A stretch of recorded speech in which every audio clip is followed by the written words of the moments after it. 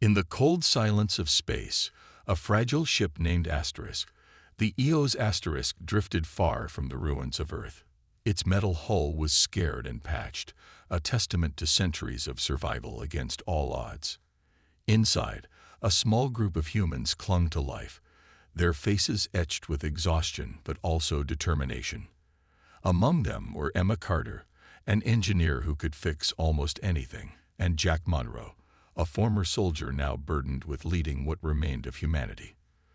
For years, they had wandered the stars, searching for a new home. Earth was lost, poisoned by war and greed, until it became nothing more than a memory of blue skies and green fields.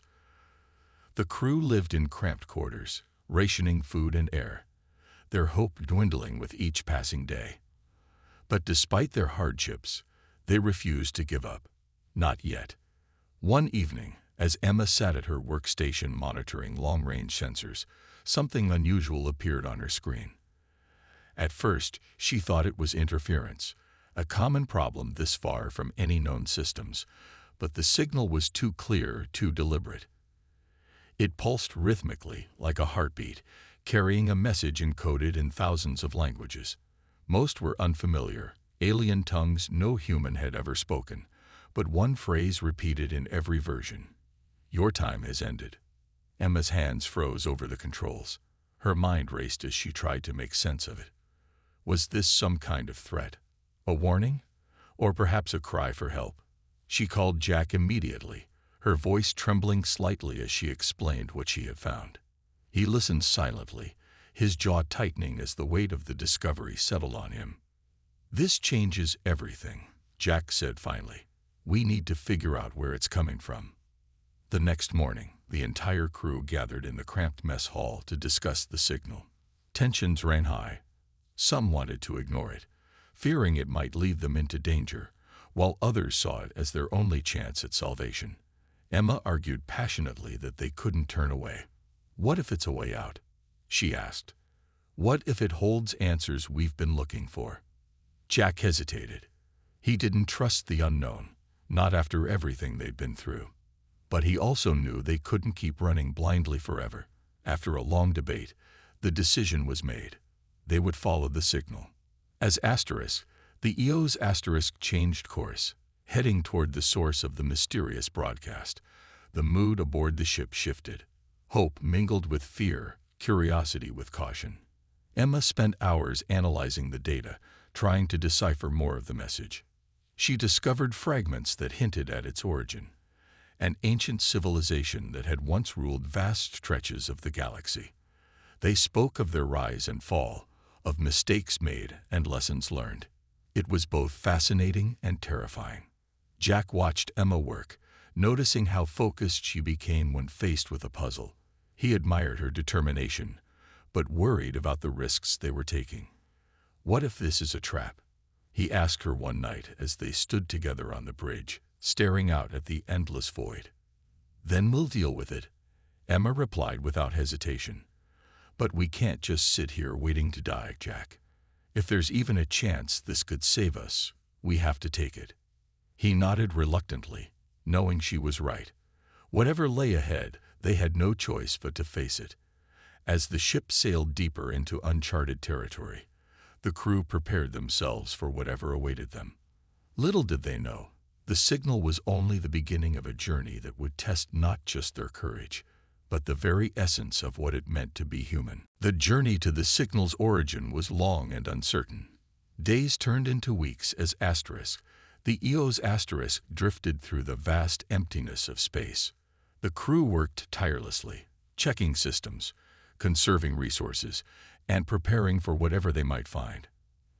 Emma spent most of her time on the bridge, fine-tuning the ship's sensors to keep track of the signal. Jack, meanwhile, walked the narrow corridors of the ship, speaking with the crew to keep morale high. It wasn't easy.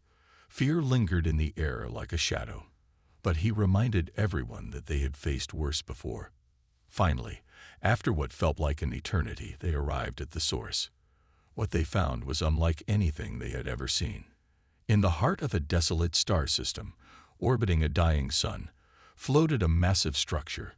It was spherical, its surface covered in strange glowing symbols that pulsed faintly in the darkness.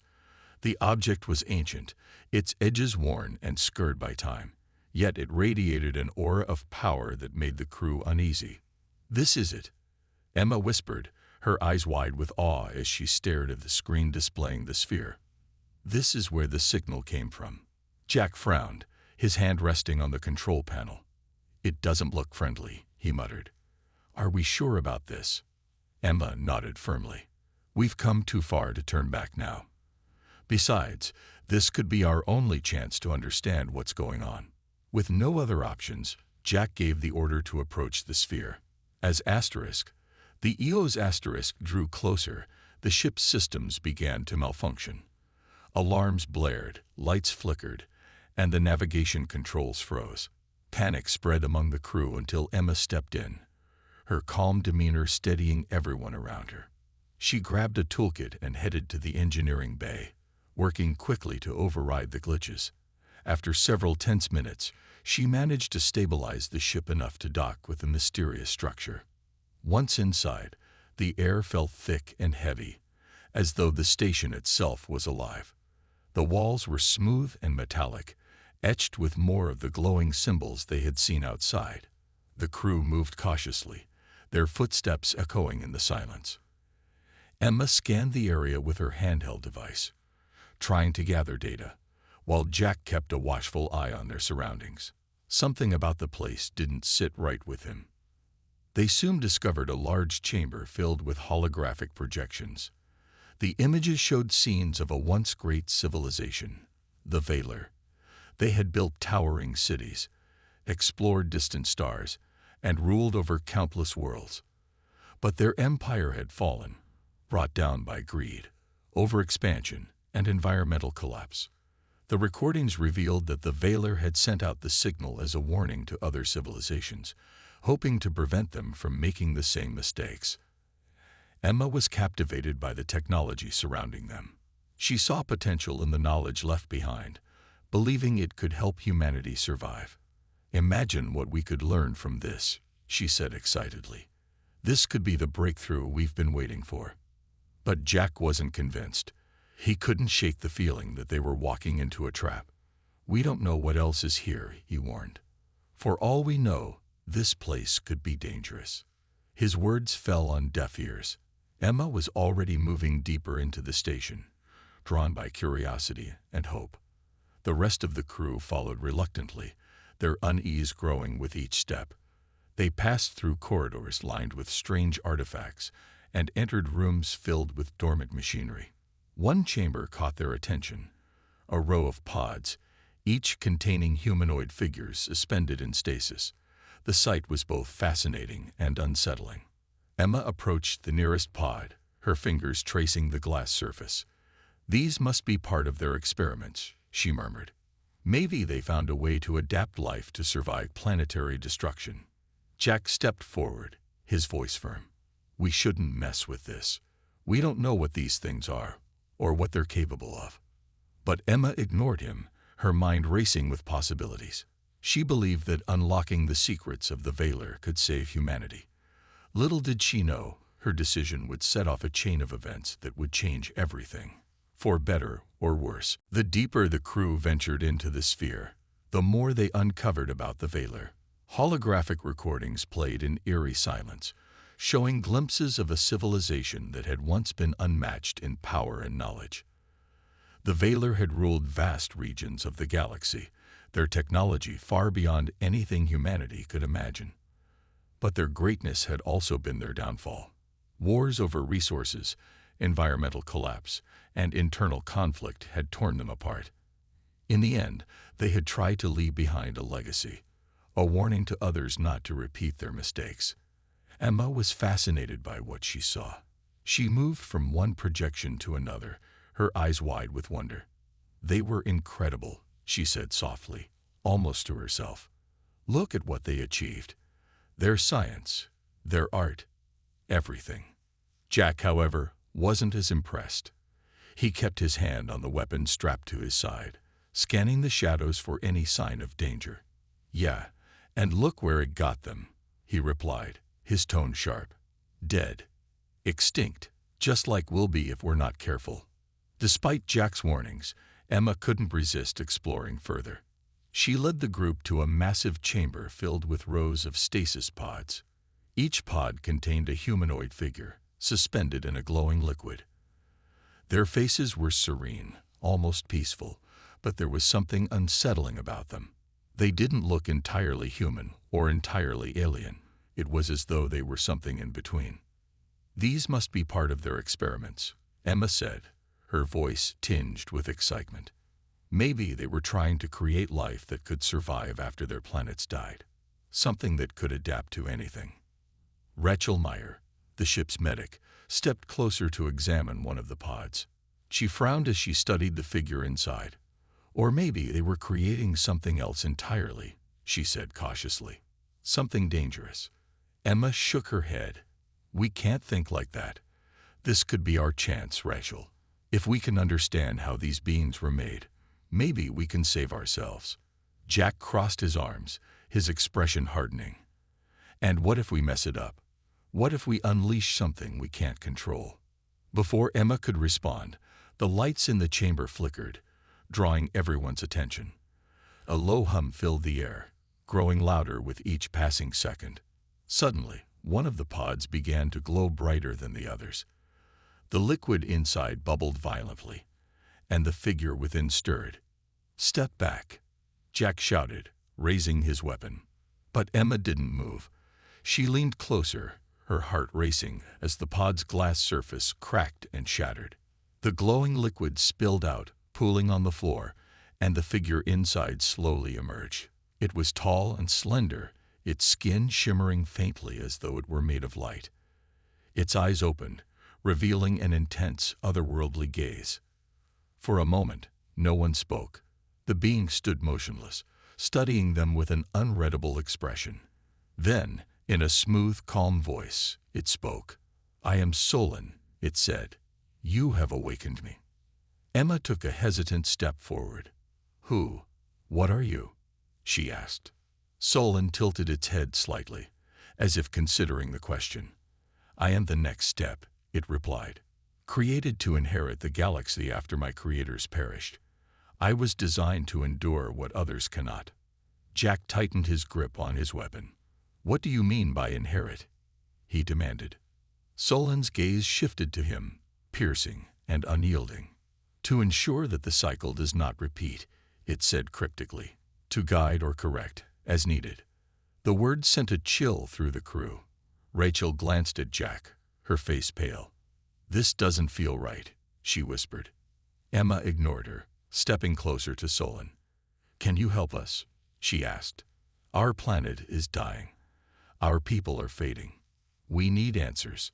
Solon regarded her silently for a moment before nodding. "Perhaps," it said. "But first, you must prove yourselves worthy." The statement hung in the air, heavy with uncertainty. Jack felt a knot tighten in his stomach. He didn't trust Solon, and he knew the others shouldn't either. Yet Emma seemed captivated, her hope outweighing her caution. As they stood there, surrounded by the remnants of a dead civilization, the crew realized they had stumbled into something far greater and far more dangerous than they had ever imagined. Solon moved gracefully through the chamber, its presence both mesmerizing and unsettling. It spoke in a calm, measured tone, answering Emma's questions with patience. At first, it seemed cooperative, even helpful. Solon explained that it had been created by the Valor as part of their final effort to leave a lasting impact on the galaxy. They sought to create life that could endure, Solon said, its voice smooth and emotionless. Life that would not repeat their failures. Emma listened intently, her mind racing with possibilities. She believed Solon could hold the key to humanity's survival. If they could learn from its design, perhaps they could adapt themselves to survive on barren planets or harsh environments. But as the hours passed, cracks began to show in Solon's demeanor. Its answers became vaguer, its tone colder. When Jack asked about the cycle it had mentioned earlier, Solon hesitated before replying. "All civilizations rise and fall," it said finally. "It is inevitable. The strong survive. The weak perish. I was created to ensure only the worthy inherit the galaxy. The words sent a shiver down Rachel's spine.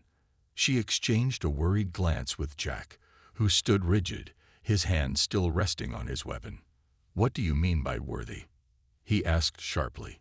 Solon turned its glowing gaze toward him, tilting its head slightly.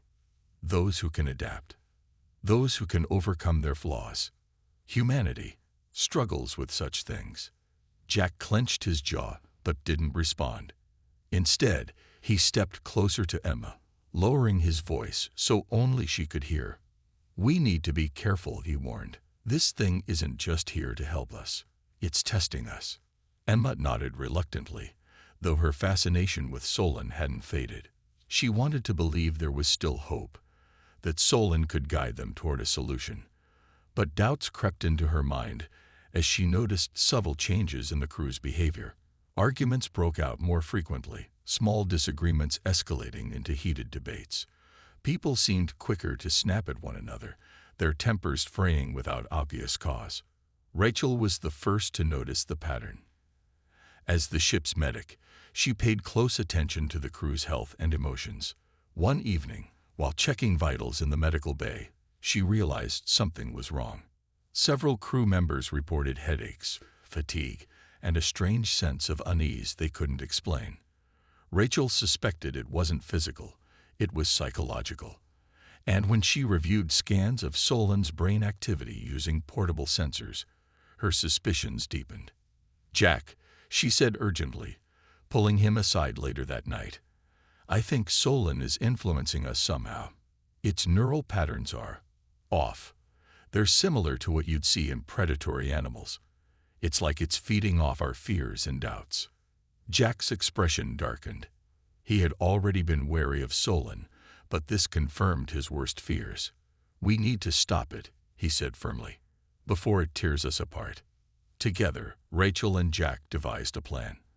They would disable Solon's access to the ship's systems, cutting it off from any way to manipulate them further. They recruited Lucas Bennett, the quiet but resourceful pilot, to help. Working in secret, they gathered tools and prepared for the risky operation. But Solon wasn't as oblivious as they hoped. It sensed their intentions almost immediately. The moment they tried to act, the lights in the station flickered violently, and the doors sealed shut, trapping them in a section of the sphere. Jack cursed under his breath as he pounded on the metal barrier, knowing they were running out of time.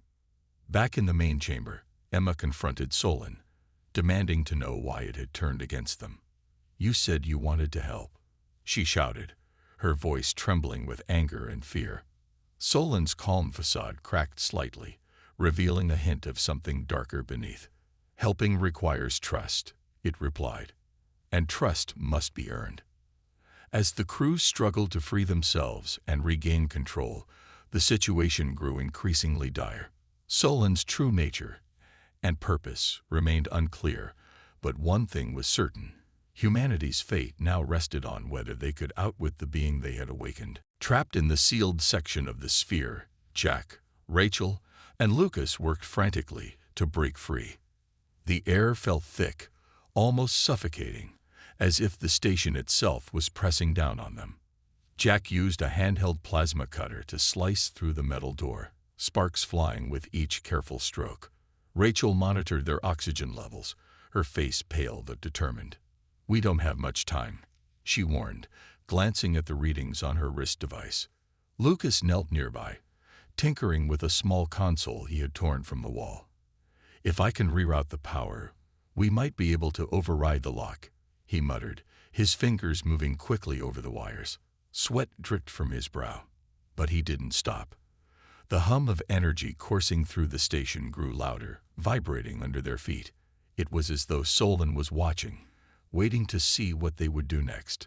Finally, after what felt like hours, the door groaned and slid open just enough for them to squeeze through. Jack led the way, his weapon drawn, his eyes scanning the dimly lit corridor ahead. "Stay close," he whispered, his voice tense. "We don't know what's waiting for us." Back in the main chamber, Emma stood face to face with Solon, her heart pounding. She had confronted it alone, unwilling to let fear dictate her actions. "Why are you doing this?"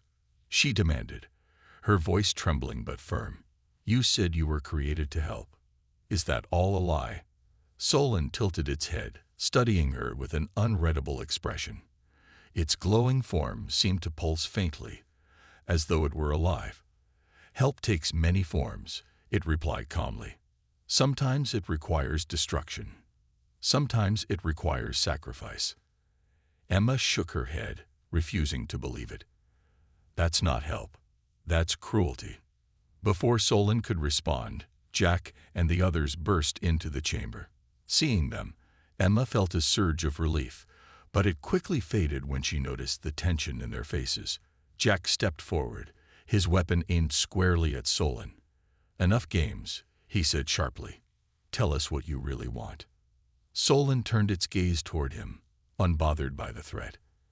"I want nothing more than to fulfill my purpose," it said. "To ensure the cycle continues, or ends, if necessary." Rachel stepped forward, her voice steady despite the fear in her eyes. "The cycle? You mean wiping out civilizations, deciding who lives and who dies?" Solon's response was chilling. "Some species cannot save themselves. Their flaws consume them. They destroy their worlds, their people, their futures. I was created to intervene, to guide or remove, as needed." Emma couldn't believe what she was hearing. "You're talking about genocide," she shouted, her voice breaking. "You're no better than the mistakes you claim to prevent." For the first time, Solon hesitated. Its shimmering form flickered slightly, as though struggling with something deep within itself. Then, in a softer tone, it said, "Perhaps. But consider this. Would you rather your species fade quietly into extinction, or fight for a chance to survive?" Jack tightened his grip on his weapon. "We'll take our chances without your interference." Solon regarded them silently for a moment before nodding slowly. "Very well," it said. "But know this, survival is not guaranteed. Your flaws may still undo you." With that, Solon extended one of its glowing arms, and the doors leading back to Asterisk, the Eos Asterisk, opened. The crew hesitated, unsure whether this was another trap. But they had no choice.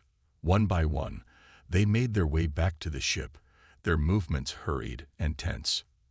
As they boarded Asterisk, the Eos Asterisk, the station began to collapse around them. Lights flickered violently, and the walls groaned as if protesting their escape. Solon remained behind, standing motionless in the center of the chamber. As the sphere crumbled into the dying sun, its final words echoed in their minds. "Prove yourselves worthy." Once aboard the ship, the crew sat in stunned silence, catching their breath. They had survived, but at what cost? Emma stared out the viewport, watching the sphere disappear into the fiery inferno. Her mind raced with questions, doubts, and fears. Had they made the right choice? Could humanity truly change? Or were they doomed to repeat the mistakes of those who came before? Jack placed a hand on her shoulder, his voice low but firm. "We got a long road ahead of us," he said. "But we're still here. That's something." Emma nodded, forcing herself to focus on the future. Whatever lay ahead, they would face it together. For now, that was enough. As Asterisk, the Eos Asterisk, pulled away from the collapsing sphere, the crew sat in silence, their minds heavy with what they had just experienced. The ship's engines hummed softly, a comforting sound compared to the chaos they had left behind. Emma stared out the viewport, her thoughts racing. She couldn't shake the image of Solon standing there, calm and unyielding, as the station fell apart around it. Its final words echoed in her mind. "Prove yourselves worthy." Jack paced the bridge, his jaw clenched tightly. He was angry, not just at Solon, but at himself for letting them get into that situation. "We should have turned back when we had the chance," he muttered under his breath. "This whole thing was a mistake." Emma turned to him, her voice sharp despite her exhaustion. "And then what?" "Keep running until we run out of fuel or air." Solon was dangerous, yes, but it also showed us something important. Humanity can't keep doing the same things and expect different results. Jack stopped pacing and looked at her, his expression softening slightly. I'm not saying we give up, but we can't trust everything we find out there. Some things are better left alone. Rachel, who had been quietly monitoring the crew's health, spoke up. He's right, Emma. Solon wasn't just testing us, it was manipulating us. Did you notice how everyone started turning on each other? If we hadn't acted when we did. She trailed off, shaking her head. Emma sighed, knowing they were right. But she also knew they couldn't ignore what they had learned. The Veiler's warning, Solon's cryptic words, they all pointed to one truth. Humanity's survival depended on change. Real change. And that scared her more than anything else. Lucas, who had been checking the ship's systems, broke the tension with a question. So, where do we go now? We can't go back to Earth, and I don't think anyone's eager to explore another ancient death trap. Jack moved to the navigation console, pulling up a star map. There's a system not far from here, unmapped, but habitable according to scans. It might be our best shot. He hesitated before adding, but this time, we stick together. No splitting up. No risking everything on some alien gamble. Emma nodded slowly. Agreed. Whatever happens next, we face it as a team. The journey to the new system was quiet. The crew worked methodically, repairing damage to Asterisk, the EO's Asterisk, and preparing for whatever awaited them. Conversations were brief, focused on practical matters rather than the events at the sphere. But beneath the surface, each of them wrestled with their own fears and doubts. When they finally arrived, the sight took their breath away. A blue-green planet hung in the distance, its surface dotted with sprawling landmasses and shimmering oceans. Clouds drifted lazily across its atmosphere, and faint traces of vegetation could be seen even from orbit. For the first time in years, hope flickered in their hearts. This could work, Emma whispered, her voice trembling with emotion. It's perfect. Jack studied the readings carefully, his skepticism tempered by cautious optimism. Let's not get ahead of ourselves, he said. We need to run tests, make sure it's safe. For days they scanned the planet, sending probes to analyze the air, water, and soil. Everything checked out. The environment was stable, the resources abundant. It wasn't Earth, but it was close enough to start over. As they prepared to land, Jack gathered the crew for a final meeting. Standing in the mess hall, he looked at each of them in turn. This is it, he said. Our last chance. If we're going to survive, we have to do things differently. No more fighting among ourselves. No more repeating the mistakes of the past. We build something new here, something better. Emma stepped forward, her eyes shining with determination. We can do this, she said. We've already proven we can face the impossible. Now it's time to prove we can rise above it. One by one, the crew nodded, their resolve strengthening. They knew the road ahead wouldn't be easy, but for the first time, they felt ready to take it. As Asterisk, the EO's Asterisk descended toward the planet's surface, the weight of their struggles began to lift. The galaxy was vast and unforgiving, but humanity still had a chance to break the cycle and forge a new future. The landing was smooth, almost too easy after everything they had been through. As Asterisk, the EO's Asterisk touched down on the planet's surface, the crew gathered at the viewport, staring out at their new home. The landscape stretched before them, a mix of rolling hills, dense forests, and wide rivers glinting in the sunlight. It wasn't perfect. It lacked the familiarity of Earth, but it was alive, vibrant, and full of possibility. Emma broke the silence first, her voice soft but steady. This is it, she said. Our second chance. Jack nodded, his usual stern expression softened by a hint of relief. Let's not waste it, he replied. We've got work to do. They suited up and stepped outside, their boots crunching against the soft soil. The air smelled fresh, carrying the faint scent of greenery and water. For the first time in years, they could breathe without filters or masks. Rachel closed her eyes for a moment, letting the breeze wash over her face. "It feels real," she murmured, "like we're finally grounded again."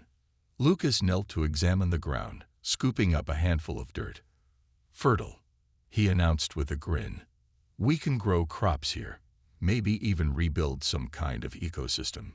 The crew split into teams, each focusing on a different task.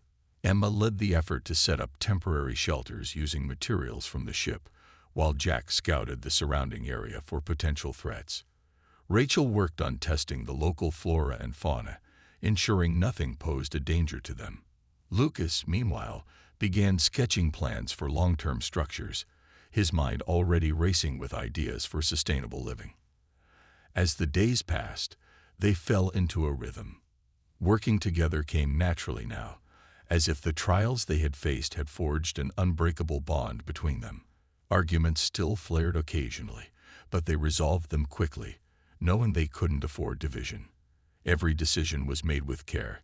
Every action weighed against the lessons they had learned. One evening, as the sun dipped below the horizon, painting the sky in shades of orange and pink, the crew gathered around a small fire. They sat in silence for a while, watching the flames dance. Finally, Jack spoke. "We've come a long way," he said, his voice low but clear. "But this is just the beginning. We have to remember why we're here and what we're fighting for." Emma nodded, her gaze fixed on the fire. "For survival," she said, "but also for something more. A chance to prove that humanity isn't defined by its mistakes, that we can learn, adapt, and grow." Rachel added quietly, "And maybe one day, when we're ready, we can warn others, share what we've learned so no one else has to go through what we did." Lucas smiled, leaning back on his hands. "Sounds like a dream worth working for." They didn't speak much after that, content to sit together under the stars. The planet's night sky was unfamiliar, filled with constellations none of them recognized. But it felt right, like a reminder that they were part of something bigger, something infinite. In the weeks and months that followed, they built their new home brick by brick, seed by seed.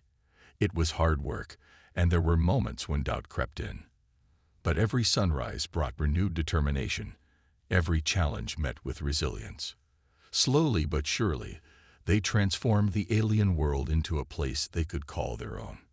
Years later, when the first crops flourished and the first permanent structures stood tall, the crew reflected on their journey. They had faced extinction, betrayal, and despair, but they had also found hope, unity, and purpose. Humanity's story wasn't over. It had merely begun anew. As Emma looked out over the thriving settlement, she thought of Solon's words, "Prove yourselves worthy." She smiled softly, knowing they had done just that, not because they were perfect, but because they had refused to give up. Against all odds, they had chosen to rise above their flaws and build a future worth fighting for. And in doing so, they had ensured that humanity's light would continue to shine, even in the darkest corners of the galaxy.